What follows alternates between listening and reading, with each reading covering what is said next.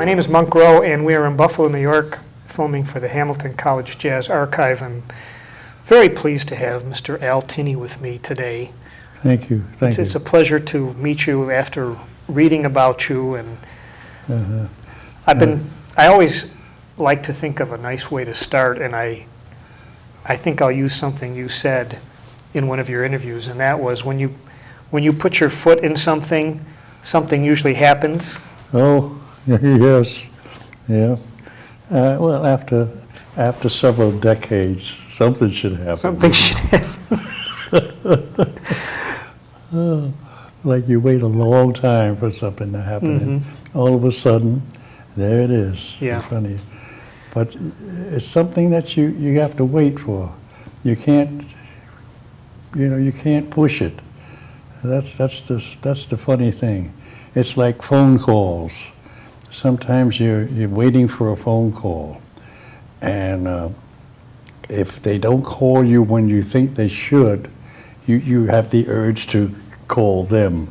Like, what's up? What's the?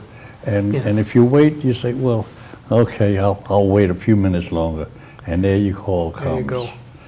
So, it's all in the timing, isn't it? Yeah, patience is virtue or something like that. Yeah, that's right. I have no idea. You seem to have stressed in some of the things I've read that you really like to have some organization in your playing. And I think about those jam sessions and Monroe's and all that, and you seem to have a need to put some organization to it. To the playing or the... To the whole ensemble, I guess. Oh, I guess if some things you just can't harness. You have to just let them go on their own. It seems to form its own self. Yeah. You know what I mean? Right. And so this organizational mind of mine is sort of methodical. I like to do, like on my job, I have a certain system that I use to play, which is, it's not chaos, but there's no strictness to it. There's no commitment to it, We get on the bandstand and I'll start off an introduction or something. Interesting thing, a young man's, his name was Meister, Jeff Meister, drums with Michael Saviska. And he plays with us sometimes. And at Fanny's, when I need a substitute, he comes in. And the funny thing he said is, who counts off? Because there was never anybody.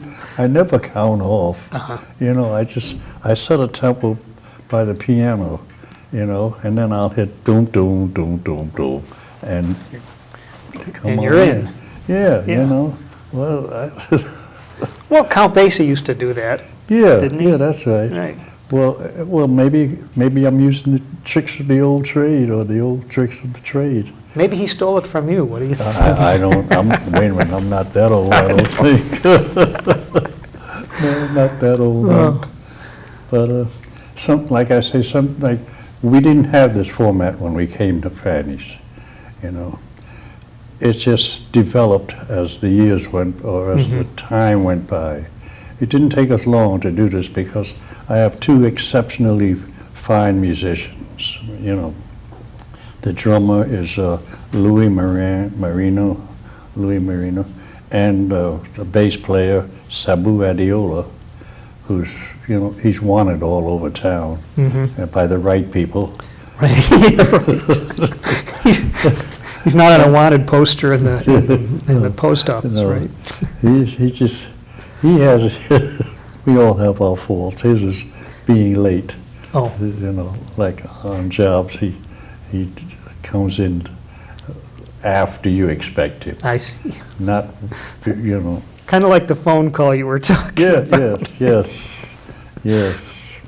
So that's the thing with organizing something or trying to put something in a trap. sometimes it'll evade the trap. It'll avoid the trap and try to do something else. Right. You know. So, like I say, the system that we had developed, it wasn't meant to be. You know, it was just, you know, the same tunes I know. You know, all you do is you give the drummer the right key, and Yeah, it's important. I always say to the drummer, E flat.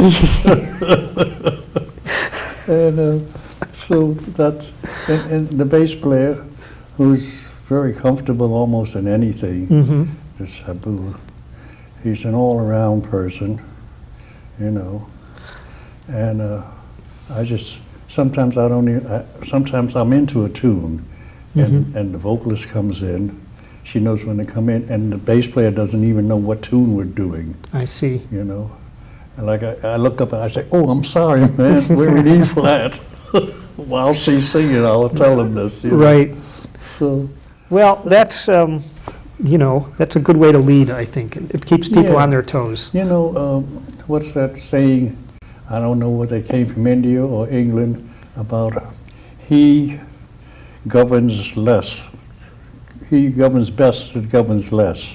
Uh-huh. Something like that. Okay.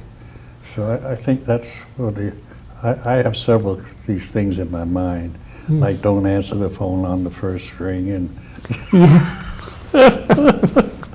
all these things. It's funny little Well, things. that's funny, because you don't want people to think that you're just sitting by the phone, No. you know, waiting to grab it, Yeah, right? Yeah. Yep. Okay, so that's Yeah, about where I am there. right. Well, one thing that I'm really interested in is your childhood memories of New York and just growing up. You were born in 1921. Is that right? Yeah. A long time ago. Do you recall, as a child, anything about special about the Depression years? You know, we never had the chance to actually think about it as young people. I mean, that was the older people's, that was their Right. thoughts on that. But as a young person, I grew up, I had a pretty nice life. You know, we had great Christmases, great Thanksgivings, you know. Man, couldn't have been any better, really. You know, we never thought we were poverty-stricken or anything like that. We just thought we were normal, rich kids. You had a rich family life. Yes, Yeah. we had a rich thinking family. Uh-huh. Because my mother was very frugal. That's what made the difference. She knew how to spend or not spend a dollar. She was very, I don't know, I did not pick up on any of that. None of it wore off on me. My money goes before I get it, you know? Really? So I can't say I'm good at that. Uh-huh. I probably could be if I just could say no, if I could use the word no to people that come to me or not. I have certain people that come to me for money, Yeah. a certain person rather, I could personalize it. And I can't say no to blood, you know. Can't say no to the kids. So I don't know whether I'm being an enabler or what you might call it, but I'm a parent first, Yeah. an enabler second, you know. So, but we're going back to my days, my younger days. We had, like I said, great Thanksgivings and great Christmases. We couldn't ask for anything better, you know. Your mother sounded like she was pretty determined to have her kids in show business. Oh, God. Yeah. Yeah. I saw all these Shirley Temple pictures and the Nicholas Brothers and you know, and well, anyhow, regardless of what she thought, it was a contribution. we made a contribution because as kids we went out and worked these several, like club affairs and things Right. like that, and we were the entertainment. So it was money in our hands, in Yeah. her hands, that she knew what to do with. I see. So that's about the size of that. Yeah. When you took dance lessons, what kind of dancing were you required to learn? Was it tap dancing? Yeah, tap dancing and gymnastic type things, acrobats, Right. I was pretty good at tumbling, the tumbling, bloom, bloom, flips and stuff. Yeah. Yeah. And we did little stage shows with this dance school, was Willis Lane Dance School. Man, my mind is sharp. Oof. Willis Got all the Lane. names, wow. Ooh. They were a dance team that finally wound up married and opened a dance school. And my mother saw this ad, or they called or something, you know how they do. And we became all of a sudden a part of this thing. And there was a selection of about 6 or 5 kids that this school, or the man of the school decided to. They would say you had 60 kids going there, but you took 5 people out of this and made like a small show out of them, and my sister and I were one of them, and there was another guy, the Pageants, there was brother and sister, and there was this girl singer called Ray Harrison. I predicted great things for her, but it never developed. She went sideways, I guess you might call it. And she got into a club and stayed there. And the longevity ruined her, I think. Oh, I see. The continuous thing. She became a part of the furniture. Oh. So she didn't really want to go anywhere. Were you known, in school? Did you and your brother or your sister have this kind of reputation as entertainers? No, not really. Not in the school. Except I had bit parts in school plays, like as a bird or something, sitting on a desk and with this bird crap on, but never any, to what I wanted to be. And I think I was too early in the music scene, so but they did select me for these plays to do something. One play they had me doing, what is this guy called, Flip Phillips, when he did that woman thing, that girl thing. Oh, Flip Wilson? Yeah. He's a comedian. I'm sorry. Yeah. Well, anyhow, he does this imitation of. Yes. Oh, right. And you got to do that? You got to do one of those impressions, uncomfortably, because I think they put high heels on me, and as wiggling. But that was the extent of my vaudevillian life. Yeah. Well, you went from being a woman impersonator and a bird to being in a Gershwin production, so that was quite a leap. Oh, that was heavy. Yeah. The transition there was heavy, But when I first realized what this thing was, that this Porgy Bess was, they had rehearsals at a place called the Guild Theater, and it was just a little theater, and on the stage there was long 2x, long boards or something, and Coca-Cola boxes, and these from one to the other, and entrances would be marked where to come in for people, and I said, damn, the school plays were better than this. I didn't realize that something different was coming up. And then I heard the music. I heard the chorus under Eva Jesse Choir had this chorus, and they were singing these parts that sounded very different from the choral things I've been hearing, you know.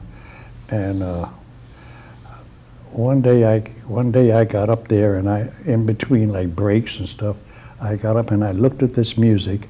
And by the way, I had been studying from 10 years old. Mm-hmm. So I was going to this teacher 4 or 5 days a week, every day a different page. Wow. You know. So I was reading like specs and stuff. You know, what's that? Well, that's just a dot. You know. So I'll read it anyhow. So anyhow, I'm up there and I'm reading this score, and I'm seeing how beautiful this music is, and then one of the choruses said, "Could you play that? Can you play that for us for a minute while we, you know?" And it became a news item. I was 14 at that time. It says young pianist or something plays Gershwin's music, and you know, so that's how that developed. Right. And then people started to wanting you almost be like a rehearsal pianist or something, so they could work on their parts. Well, not exactly, because there was strict union things, you know. Oh, so right. you had to, you know, they had to adhere to their contracts. See, my contract was as a juvenile kid in the village, you know, which, by the way, Gershwin would give me more things to do than I was getting paid to do. Oh. You know, I don't know how much he thought I was getting paid, but at first he had me I was the goat guy. I was the goat. I had to make friends with this damn thing with its horns, you know, and I would be the one to lead Porgy out on his initial entrance, you know, lead him through the gate and up to the, sometimes this damn goat didn't look like it didn't want to stop, and the pit orchestra was there, and I'm putting on the brakes, you know, I'm saying, stop it. So that happened a couple of times, but then there were different goats in different towns, or sometimes different goats on different occasions, if they, you know what I mean? Yeah. So, but I had my time with those goats. That was not a happy situation. I see. Yes, but that's what was my thing there. And then he had me. There was a man doing the shoeshine bit in tempo with the tune was "I Got Plenty of Nothing," which had a nice da da da. So there was a gentleman doing the shoeshine bit, you know. So he says, "Let Al do that," you know. Man, what next? You know, boom, here I go. I'm doing the patent, you know, with the padded beat. Okay. You know what I mean? Things like that. Then all of a sudden he comes up with, there's no one up there at that hurricane, in the hurricane scene for that, to rattle the shutters, you know, as the wind blows. He says, put a little Al up there. I said, damn. That's what you get for having rhythm. Is You know, he knew that you could do it, but you right? know the funny thing, this is where I learned how to conduct, because I was on the right stage, up on the second floor, and the conductor was right down below me. Alexander, what was his name now? Ooh, well, anyhow. Summer, I had it written down. I can't remember either. Yeah. So you had to watch him? No, I didn't have to watch him. Oh. But sometimes they would look up, and my shutters weren't rattling because I'm busy looking at the conductor, you know? You were fascinated by what he was doing? Yes, Yeah. I liked what he was doing and with the sound of the orchestra. When I heard that music, I said, this is no child's play here, you know? And when I saw the scenery, oh, God. Catfish Row. That's what I call my street now. Now that you mentioned it one day about Monk, and I said, hey, maybe I better call this little place where I live Catfish Row. Cool. Because of your last name. Yeah, Rowe, right. There you go. Yes. So I labeled it Catfish Row. Nice. Yeah. Well, how did the audiences respond to Porgy and Bess at the time? Controversial. I mean, they didn't know whether it was an opera or whether it was a musical, you know. And I'll tell you, it had more meat than it did potatoes.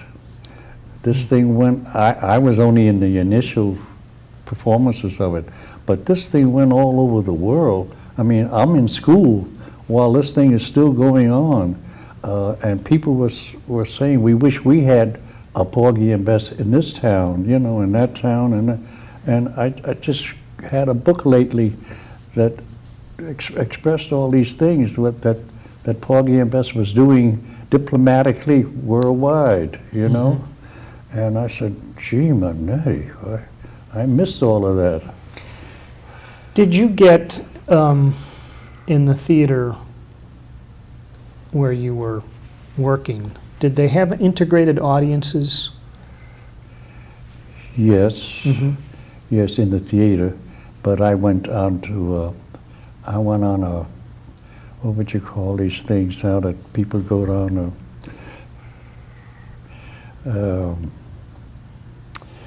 it's almost like a circus. And I went on this circus bit, like, you know, and I was the band director for it. And there was separated audiences because we went to the seaboard all the way down south. I see. And there was audience half this side, half there was a rope down the middle. The rope thing. Yeah. And what the hell? It wasn't bad. I mean, it was everybody knew what was happening. What they were supposed to do. Yeah. What year would that have been, or around what time? 39, I think it was, 38, Okay. 39, something around there. And did you have integrated band? No, no, I didn't have an integrated band. Yeah. I had comedians and whatnot. I see. And one comedian used to knock me out.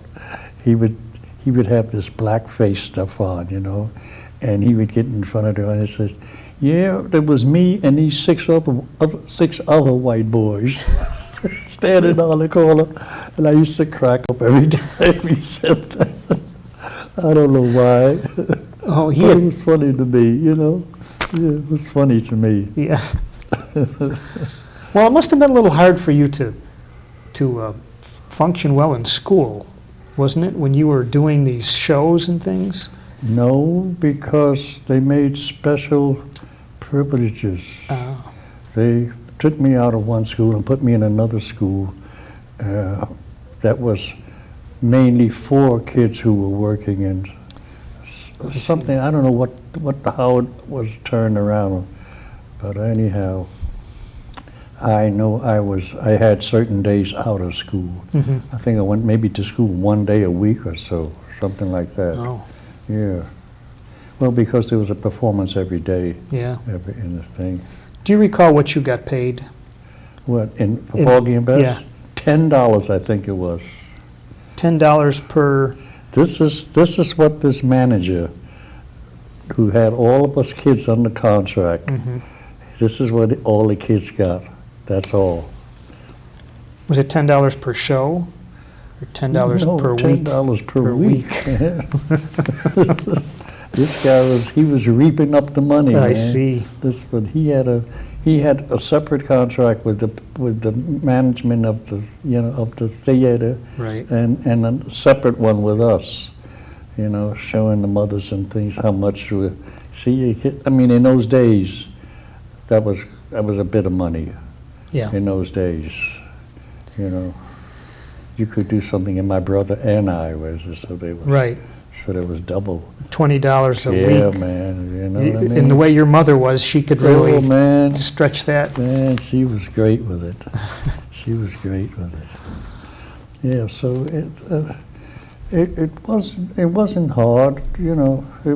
We were doing what she wanted us to do.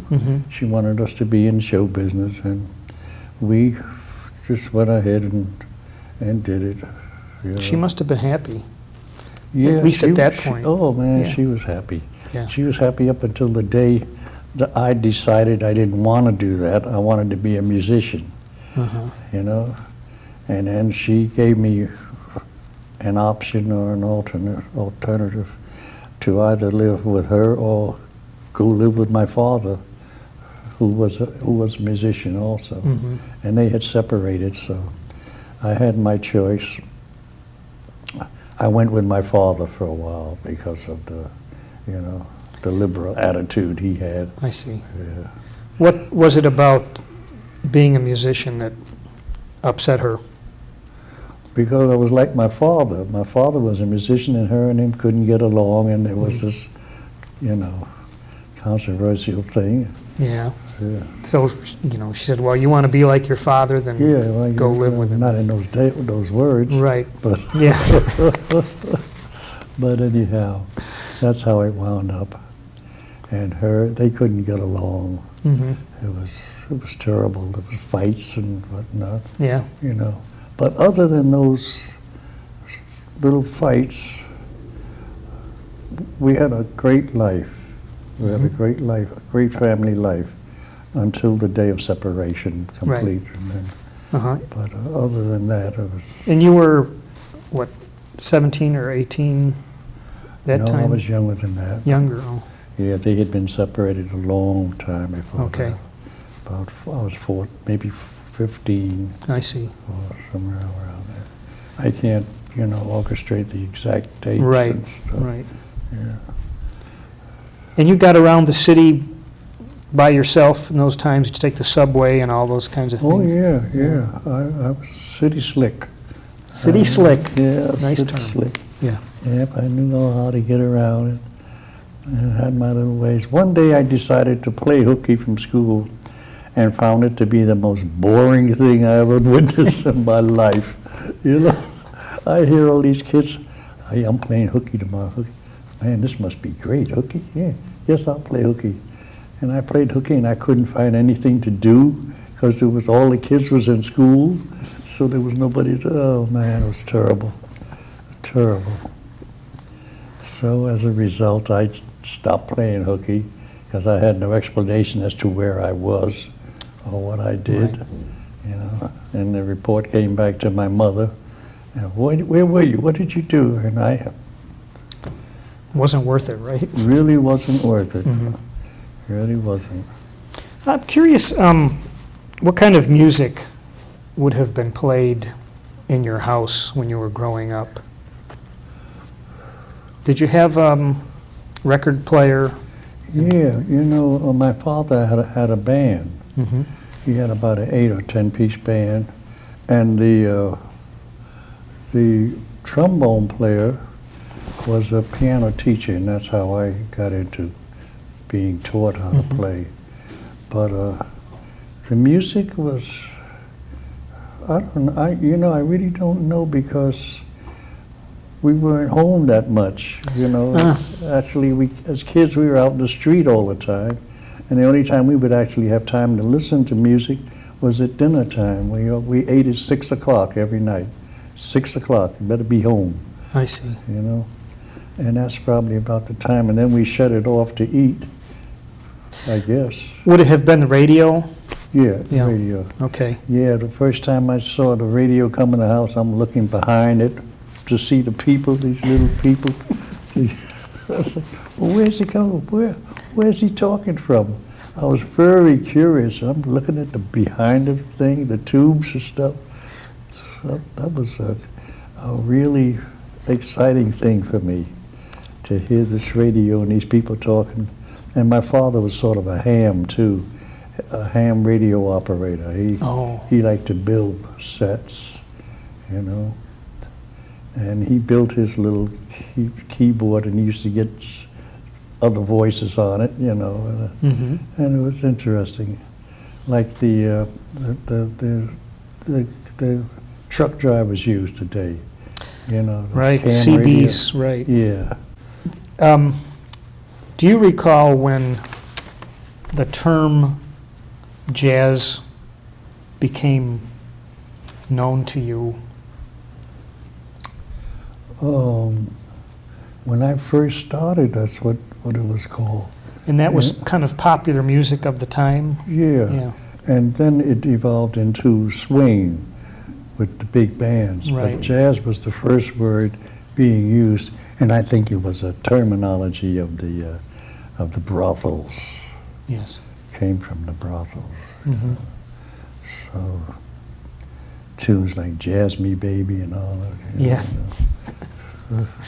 And then it developed with the big band into swing, Mm-hmm. Swing time. And then from there it just went helter-skelter. It sure did. Every man for himself. And that's what happened. Yeah. And out of that division of bands and musicians came everything. Came bop, and bop I think was the first offspring of it. Yeah. And then came the what do you call this, abstract jazz, this stuff that played out of tempo and Yeah, all free that. jazz. Yeah. And so you're still getting some more, influence in the music that wasn't there. But what happened, I guess, is if it wasn't for that, we would still be listening to the same music over and over. Mm-hmm. So what these people are putting into the music today is good for the music. Mm-hmm. It's good for the feel.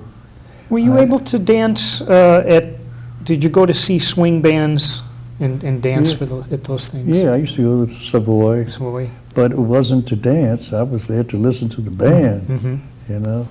Sometimes I'd get kicked on the ankle, so while I was listening. I used to love the Coleman Hawkins band. He had a concept of which I liked. It was the bass player and the drummer soloing at the same time. Really?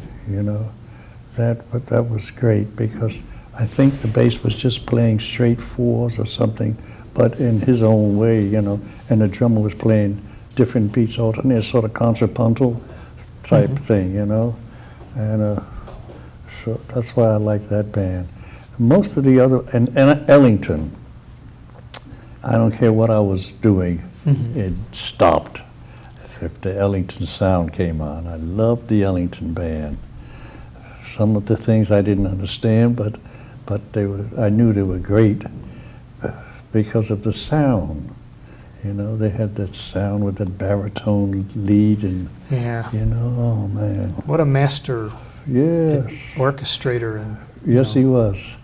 And I learned how to do that when a friend of mine, Bilal Abdullah, I think, yes, he had a workshop, and it was formed of like guys who just wanted to come down Saturday early and work out. You know how people work out? Well, this was a workout for musicians. I see. So it came together, and then guys would bring other fellas, and he asked me to take over this workshop, because he had to go on an assignment to like Gowana somewhere. He was into this rehab thing. Yeah, Gowanda, right. Yeah, Gowana. So I took it over, but when he got back, I had a band. I had actually had a band, and they were playing stocks, but they weren't playing them sharp enough for me. So I heard this Duke Ellington thing called Norman or something. It's Robbins backwards. And anyhow, it seemed simple enough, to get, and I was able to steal the right notes, in orchestrating. He had the right notes. And I wrote this orchestration out. I think it took me about 15 minutes, because if it takes me any longer, I'm through with it. I got to do things just like that. So anyhow, I wrote down the score, a 4-line score. That's all I had, and I would choose the voices out of these 4 lines. you know, and the solos and the backgrounds. Everything was done out of these 4 lines. And so I took it to this rehearsal. Now these guys were having difficulty with the other music a bit. I took this thing down one Saturday morning, and I said, fellas, you want to try this? And you know what? They played it like they had been playing it all the time. And the sound was there. Oh. The Ellington sound was there. And so we decided we were going to make this workshop, the Ellington workshop, like, you know. Mm. Then I wrote other things. I wrote a thing called, copied from him, of course, called Jam with Sam, and it featured a trombone player. And I wrote the solo out and everything. And this was the best solo this guy ever did. Mm. But he loved it. And we played this at the auditorium in Buffalo, downtown, and it got a standing ovation, you know. And I said, oh hell, what will I do now? I don't want to go back to the top. So I'm going around to each section. Section E, section E, section E. Okay, here we go. You know, don't start at the top, start at the middle somewhere. And, but this went over great, man. And I never saw that in Buffalo, like at the big auditorium. I mean, yeah, nice, you know, but a standing ovation for something. Oh man, wow, that was really great. So I chalked that off as an achievement. You know, okay, I'd orchestrated, you know, I've done that. I'm through with that now, because who's to orchestrate for? You know, there are no large bands. All the bands are small groups. And so I just said, okay, to check it off. I've done that. I've played piano for 70 years, I'll say. And I've done this, I did that, and I just check them off now. So now I lay in the bed and I watch TV, and people say, you should be up doing something. I said, look, I waited 80 years to do this, what I'm doing, and everybody's telling me to get up and do something. You deserve the time to sit here and watch television, right? So what is this?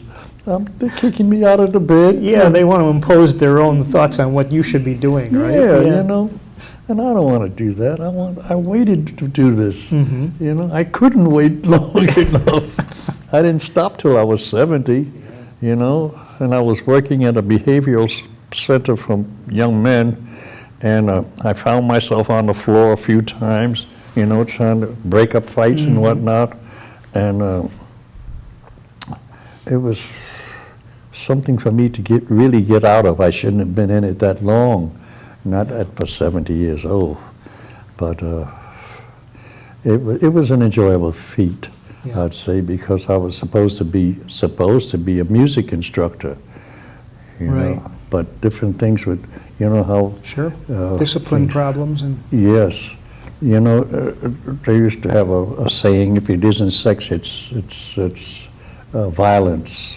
Oh. You know, one comes out of the other. And you had some of that going on there, fights about whose mate is whose, and you know, so there wasn't anything could be done about that. Yeah.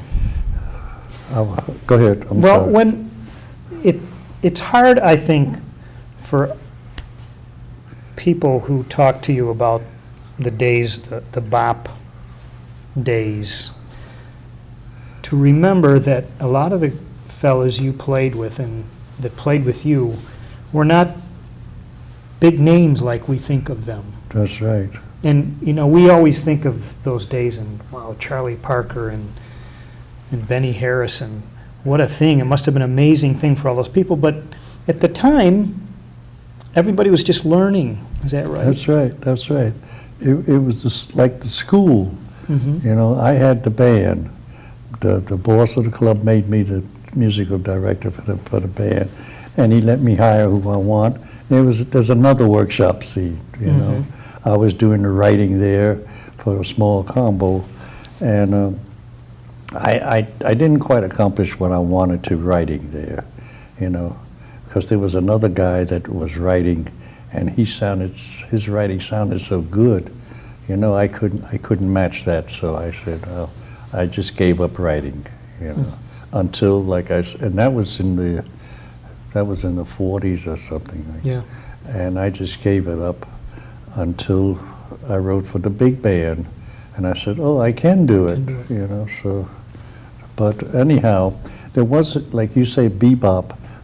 I had never heard of that name until I went overseas, you know, and a young man came overseas, and I had this band, the 201st Army Ground Forces Band. They made me director of that out of, I don't know, out of desperation, choice, or whatever, but anyhow, a sergeant left a note that when he left, said for them to find me. I see. And I wasn't at the band, I was in a hospital. And these guys found me in this hospital, and they transported me to the band that was supposed to get me, but that band was leaving to go to the United States. This was in Germany. Yeah. And this band was going home. But I didn't want to come back to the US. I wanted to stay over in Germany longer. I don't know why, but anyhow, there was another band, 161 or something, and I said, I'll stay here and because this was the only chance I had to work as a conductor. I see. You know, so I stayed as the conductor for that band, and I didn't come. And I signed up for 6 months longer. I said, I must be crazy, you know, but I had everything there that I wanted to work with. You know, I had musicians and bands and stuff. What was it? Playing military music, or was it playing swing music, or all of that? It was both. Yeah. It was. I made a swing unit out of the military unit. You know, we used to do parades and things like that. Right. And I would select a guy to be the band, the guy that looked good. Right. You know, a nice tall guy to be the band director, and I would just stand on the side as the musical director. But anyhow, out of this big band, I made a show. Like I had a small band, like a 6-piece or 7-piece group, out of all the stars in it, you know. And then I had the 16-piece band, and I had a guy who liked to sing. And I had a guy who liked to tap dance and tell jokes and stuff. So I made a show out of it, you know. See.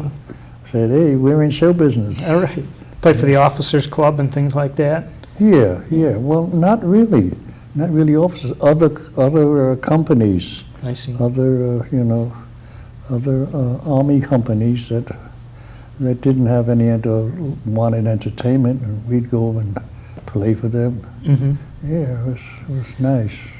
Was the service pretty much segregated at that time? Definitely, at the time I was in. Yeah. It was segregated, but I didn't know it. I mean, to me, I had always lived like this. Yeah. You know? Yeah. I lived in the ghetto neighborhood. I didn't realize anything then. I don't know where my mind was. None of this bothered me.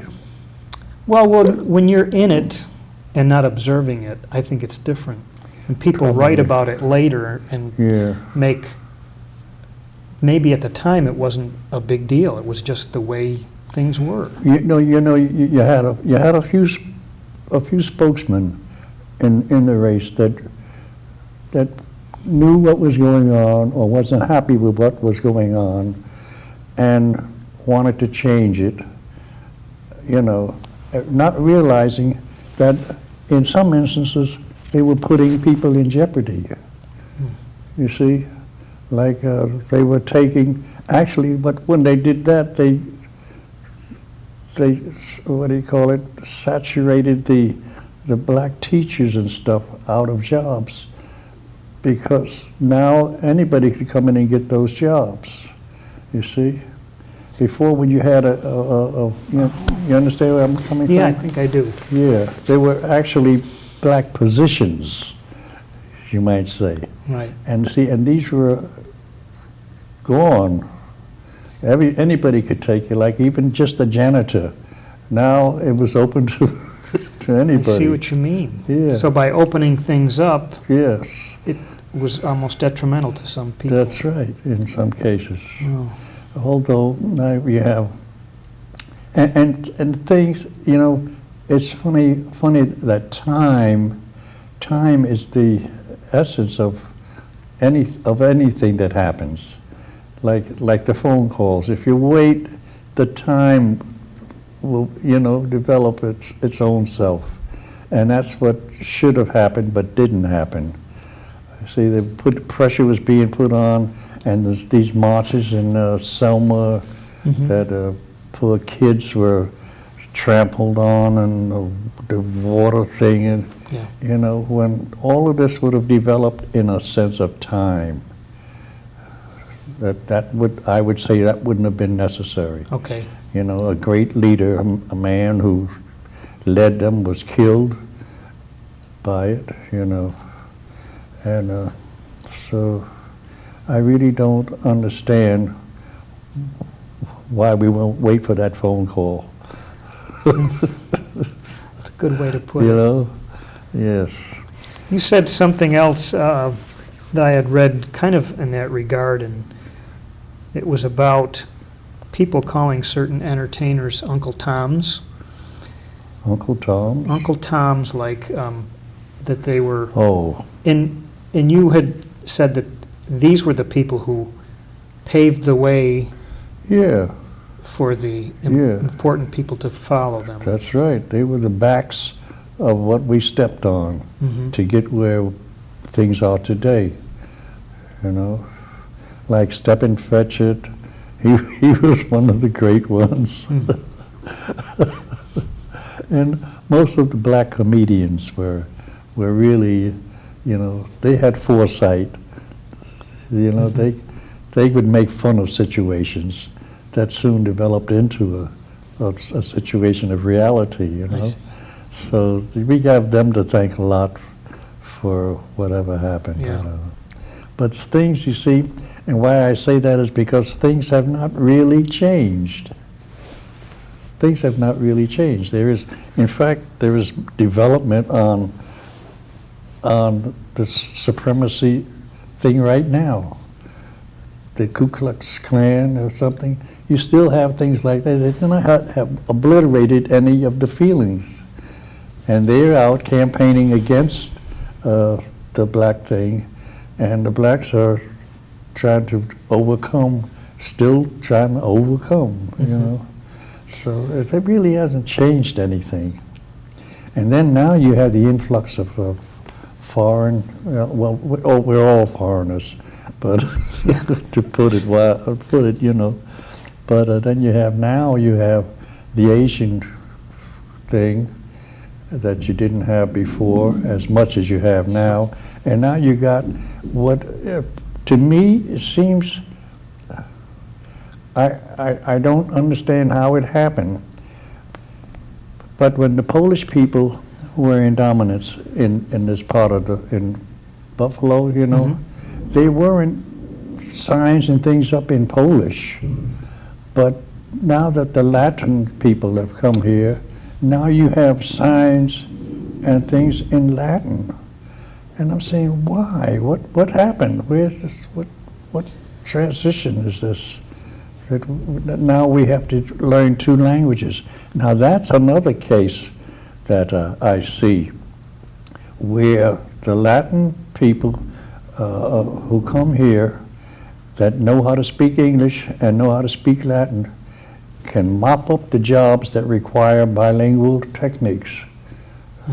See, now it's difficult for, say, a person to go in that speaks Latin or Spanish, whatever, and there's a black person there as a receptionist or something, and she don't know how to deal with this.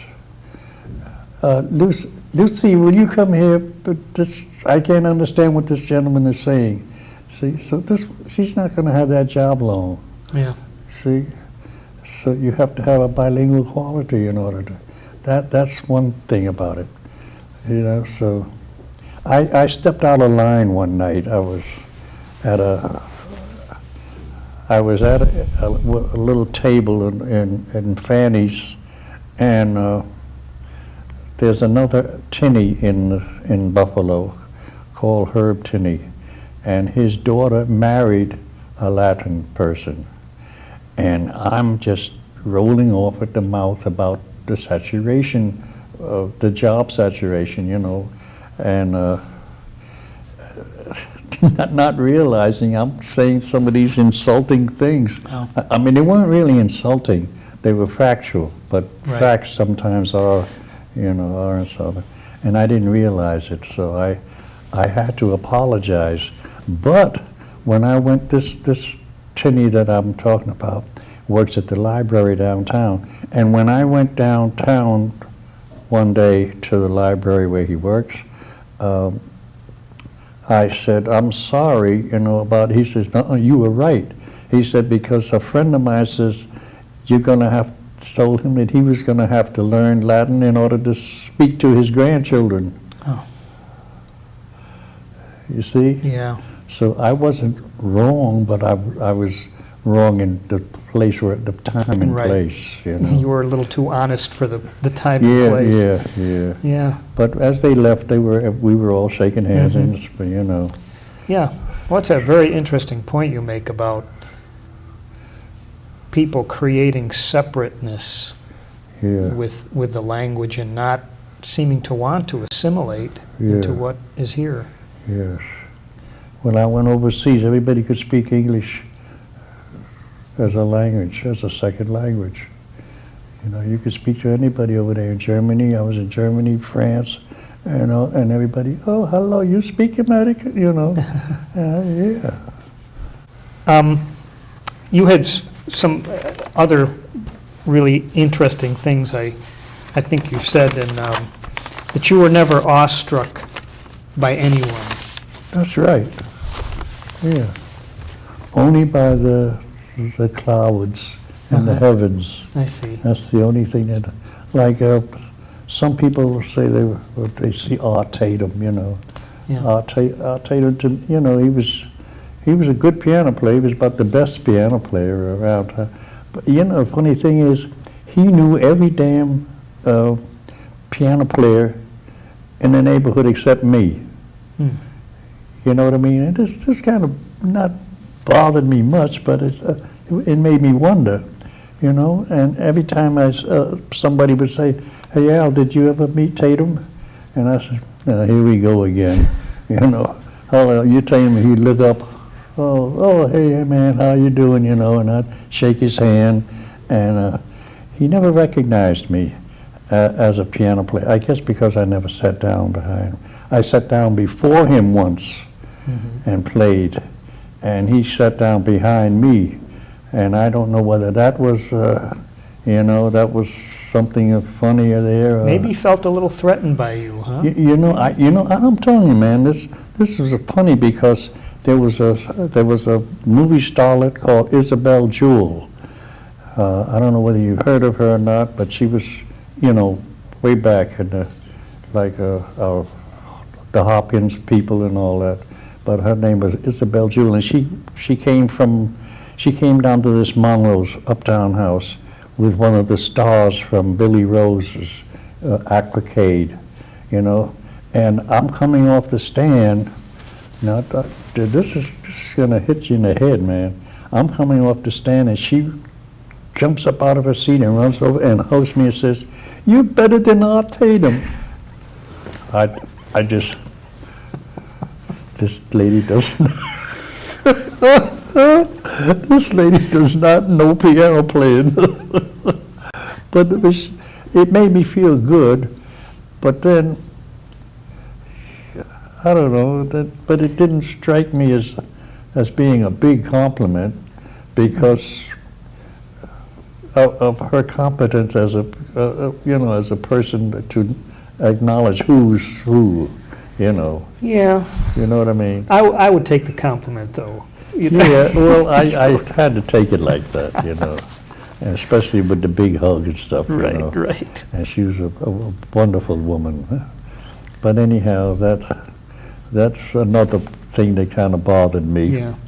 or that stuck with me through the years, I'd say. Mhm. And I came all this way, 81 years, to find you, Monk Rowe, to tell this story to. And I appreciate hearing it. You know, we like to think, I think those of us who weren't there, again, you know, we think that everybody got along all the time.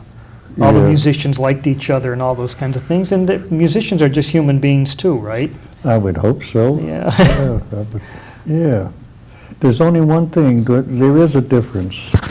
We're more a diplomatic sect than most people are. Like a plumber or something like that would not rub elbows with the kind of people musicians rub elbows with, you know. And we have to like be on our toes as to what we say. Like I say, I made that mistake, that social mistake, you know.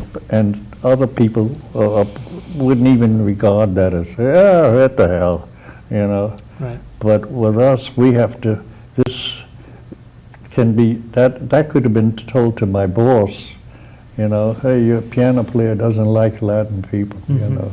And but in another situation, case situation, it would be, yeah, what the hell with him, you know. Yeah. Do you think that's partly because on the bandstand you're musically always negotiating with each other? Yeah, Yeah. yeah, but I think so. Right. We have a connection. I think I told my bass player one time, we were talking, and I don't know whether it was about money or not. I doubt if it was money, because these guys never complained about the money. But I said, you know, man, I said, it isn't all about the music. Now, why I said that, I don't know. You know, I said, it isn't all about the music. It's more or less about the camaraderie of the musicians. Some musicians you work with, you don't really like to play with them because they may get on your nerves. They're not playing up to par. You understand what I mean? Yeah. And they're actually at your coattails, you know, to help them. But there is a level, several levels of playing, you know. And if one doesn't reach your level or something, then you're uncomfortable with that. And you hope that the night goes faster than it did. I love the comment you made about at jam sessions and so forth, that the people that don't play very well usually play the longest. Right, right. That's a great comment. Yeah, they have the longest throats. Oh man, that's terrible. Because the guys that know how to play, they make a statement and that's it. Yeah. You know? But the guys that don't, they just play on and on until you tell them to stop. You know, and let somebody else do, you know. Right. So, Maybe they don't know where they are. they can't get out of That's the it. point. That's Yeah. the point. They don't know where the coders are. You know? Yes. So that could happen. You know, you, I'm sure, have some strong opinions about the drug scene at the time, and you stated that it was the malnutrition that brought down a lot of those players. Oh, yeah. Yeah, because they weren't eating. All their money was going into the drugs situation. They were feeding the drug dealer, you know. And they actually, they were living reclusively, you know, they by themselves and just banging up all day or doing something, and nothing else interested them except maybe their music, which they would maybe practice for 4 or 5 hours at a time. They were great practices in my day. Man, those guys, that's why they were all so good. You know, like Bird and Diz and the rest of them. Charlie, what's his name now? I forget he's a trumpet player. Charlie Schaefer. Oh, yeah. That's his name. And they were all terrific, and because of their practice, they practice. Like they say, you want to get to Carnegie Hall, practice, you know. And they finally made it to Carnegie Hall, believe it or not. Yeah. Not in that Carnegie Hall tradition, but the jazz, the Paul Whiteman tradition, you know, Right. taking jazz to Carnegie Hall. Yeah. Well, it must have been quite a challenge working with guys like Don Byas and so forth. Who, Oh man, Don Byas. One night, he took a tune, and I'm glad I knew the tune. And he said, "Let's go through the keys, Al." Oh. I said, "Oh no."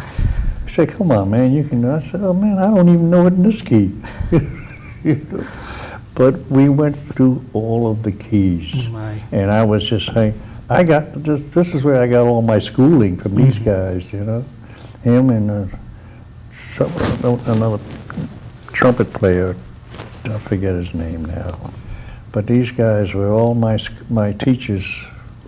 You know, not just one person. I had several teachers. You know, I learned from several people. And it wasn't even like official lessons. It was just like on the job, right? No, it's just here's how you do this, Al. If you know, and I would do it like that.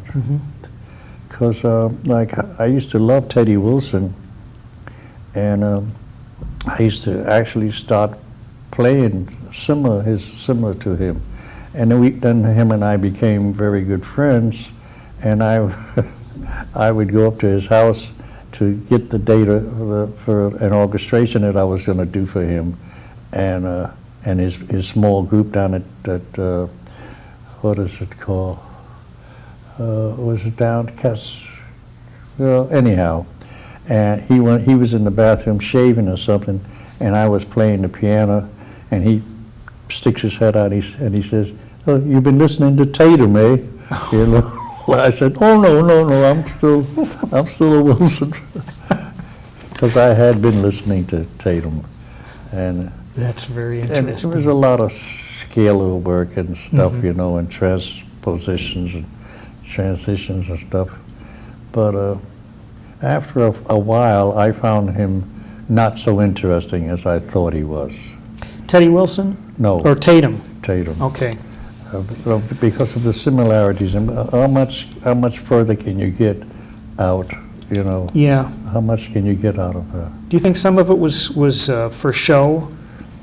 I mean, he had amazing. Actually, all of it was for show. Oh. I mean, who would learn how to play like that just for their own self? You know? Good point. Yeah. In fact, everybody out here that's doing something in the public is doing it for the public, not for themselves. Right. You know? That's true. I didn't study all what I learned. I didn't study that just to say, hey, I can do this. Show me.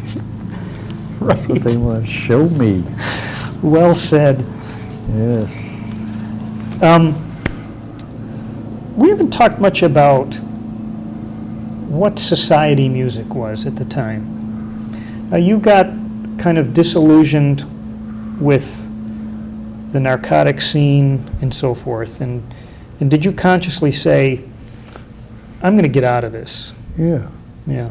I did. You had enough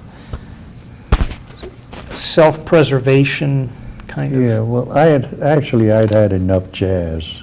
Mm-hmm. You know, Yeah. You know, I would more or less say that this influx of drugs and stuff was an excuse for me to get out of, Oh. you know, to go commercial. I went commercial and played show tunes and things, and I played for shows in Greenwich Village, you know, they'd have the, and I enjoyed that more than I enjoyed the jazz scene, because there was none of this competitive thing going on. And you know, when I was at Monroe's, there was trumpet players trying to play higher than the other drummer, or the saxophone players playing more notes, and you know, it was like the axe cutting scene, you know. And here we are at the piano playing behind these guys for like hours, accompanying them or what they're doing, you know. So I got tired of it. Yeah, you got a whole line of saxophone players waiting to sit man. in, and you're back. Some of them with the long throats that don't know when to stop, you know. So that was it. That was a good excuse for me to get out of it. Yeah. Was some of the names like Lester Lannon, was that the type of society bands you would play in? Or was it smaller groups? No, let me see. Now, Teddy Wilson had a band at Cafe Society that I did some arrangements for, and it was not a Lombardo type thing, you know. It was just cool, you know, and it wasn't an exhibition or anything like that. It was just playing nice music, you know. Yeah. Yeah, I like the society music, especially Lester Lannon, the band who never had any arrangements or anything in front of them. They all played from the heads. They all played from... That's right, no music. They had their own heads and things they would play with. I see. You know. Each like horn man would have a role to play? Yeah, he'd pick his own part, his own, similar to the Ellington situation. Yeah. They did that, but then he got better and better readers and all, and they were able to exhibit what he wanted, which was that tough playing. But you take things like that crescendo and diminuendo in blue. Now the best part of that, and that's a complicated arrangement actually. The arrangement is, but the solo, the 27 choruses, was the most interesting part about it. Yeah. You know, and this was all ad lib. Right. You know, but what followed that, like with the trumpets that followed, was tremendous arrangement. I remember one time I was at the library, and I asked to hear to see if they had a track on main stem. I think it was an Ellington tune. Yeah. And because I don't know why I fell in love with that tune, and they did have a track on it, so they gave me the thing, and I took it to the desk, and I put my earphones on, and I played this, and evidently, unconsciously, I was singing along with it, and the lady came over and said, "Mr. Tinney, you have to quiet down." I said, "Oh, I'm sorry." But, you had no idea you were doing that. I had completely lost, I was completely lost in it. But, and I haven't heard anybody play it yet, you know, wherein I could have made my own arrangement of it. I'm better at transcribing Ellington than other transcribers do. Because they try to be too technical. I just try to get just give me the right notes. That you know, if it's a what do you call it? An off sounding tone. You know, that's the one I'll hear, and that's the one I'm going to write.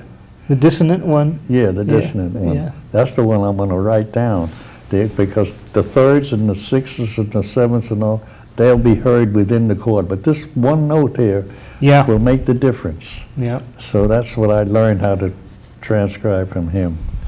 And it was, like I said, with that band that I was in or with, that 16 or 17 piece band, when I was writing purely Ellington, you know, and it was amazing because there was a saxophone player by the name of Jeff Hackworth, I think his name was.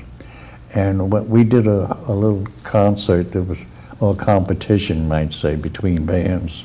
And when we came off, I went over and did this guy. He came up to me, he says, "Man, that band sounds like the Ellington band." And I wanted to hug him, man, because this was what I was. That's what you wanted to hear. That's what I wanted.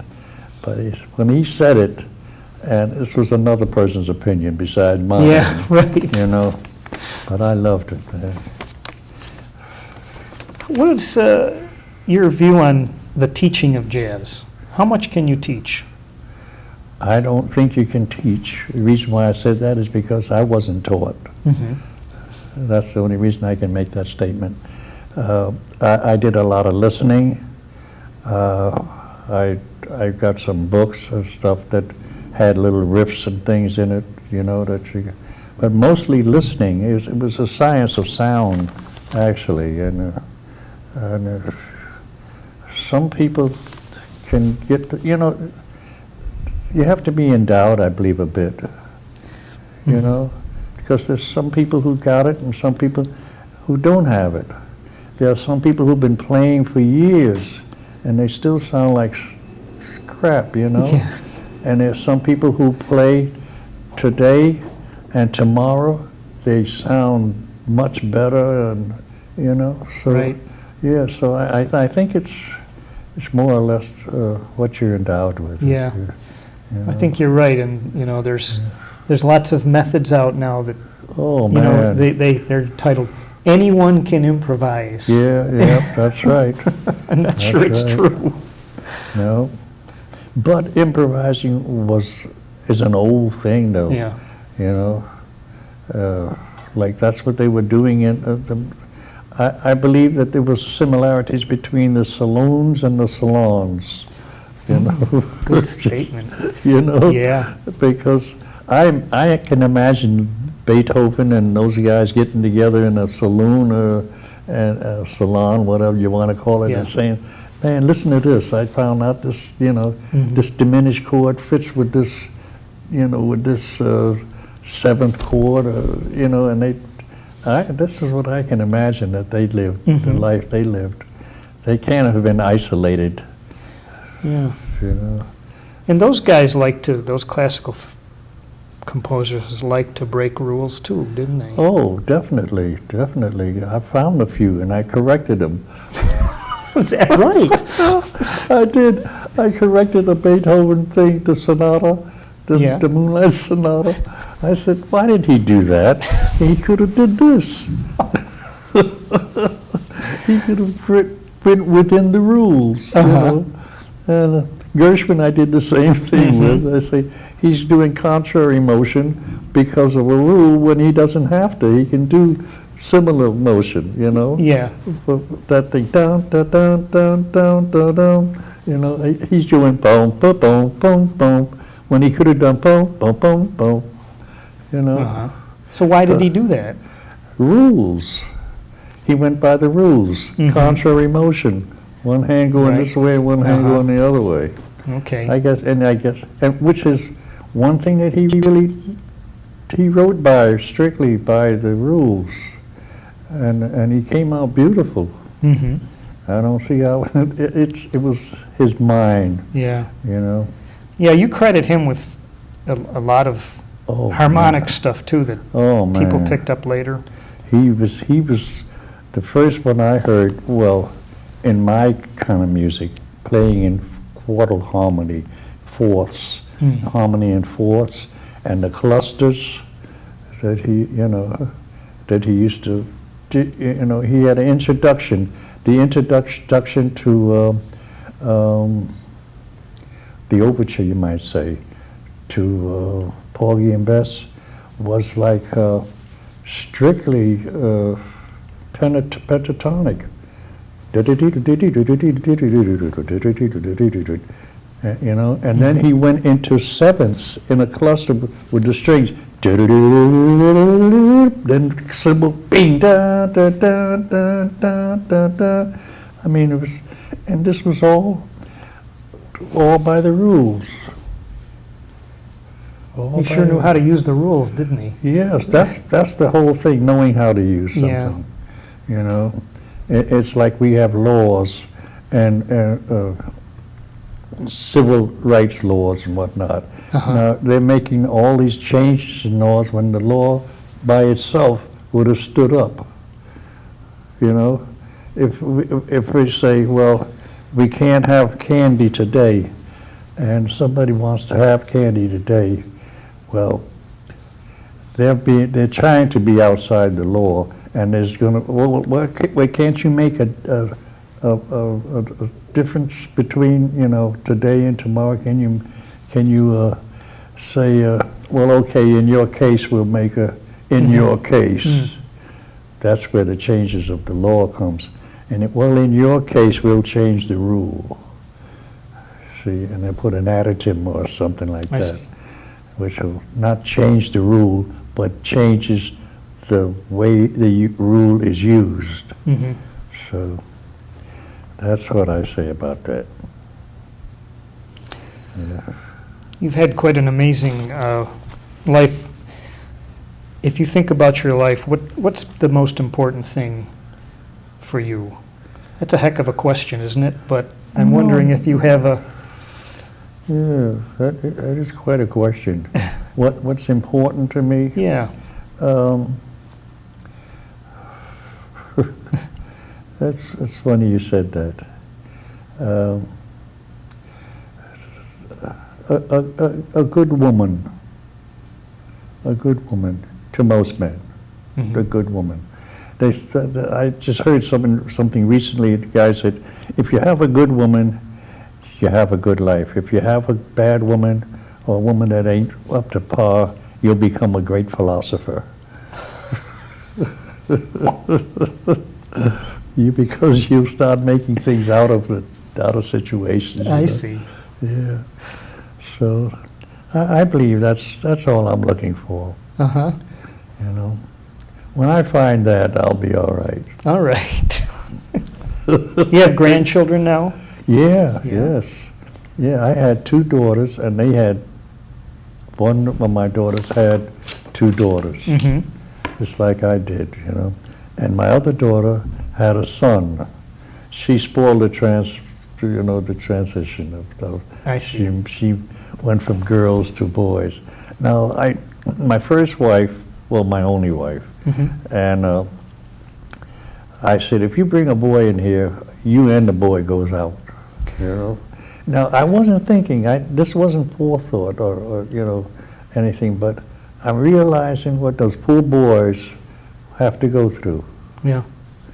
You know, they don't only have to think of themselves as providers, but now comes the war, comes other things that, you know, that they're involved in, man. You know, the war scene wasn't heavy to me, but to some other people, it was heavy, it was costly. Right. You know, Right. It cost them something they brought up from a child, and all of a sudden the man puts a uniform on him and throws him a gun and says, you go out there and kill or be killed. Right. What kind of, you know, Yeah. you wouldn't do that to a dog, Mm-hmm. you know. Well, it's really been fascinating talking with you today.